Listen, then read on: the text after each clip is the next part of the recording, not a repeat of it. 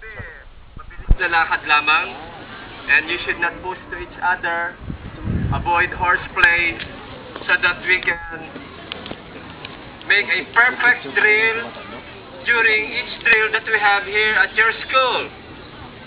So, maganda naman ang output because you comply to your designated areas heading to the area of temporary refuge, the ATR, or the open space. Kaya lang, sa ilalim ng puno, it's not an open space. Lilimang nandun ay yung mainitan. So if there is a real earthquake, diyan kayo talaga na mapapalagay. You are not allowed to go under the tree. Baka bumagsak ang mga sanga, mabagsakan kayo. So stay put, diyan lamang sa may area of temporary refuge or the open space, which is the basketball court.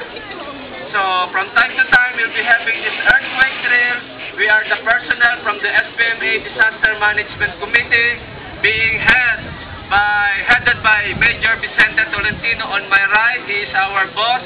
So, gusto rin namin i-acknowledge ang inyong principal na si Ma'am Dantay. Madam Dantay. Usap po namin siya kahapon. Wala nga daw siya ngayon, kaya si Sir Boquero ang in charge. So, palakpakan natin ang Saya.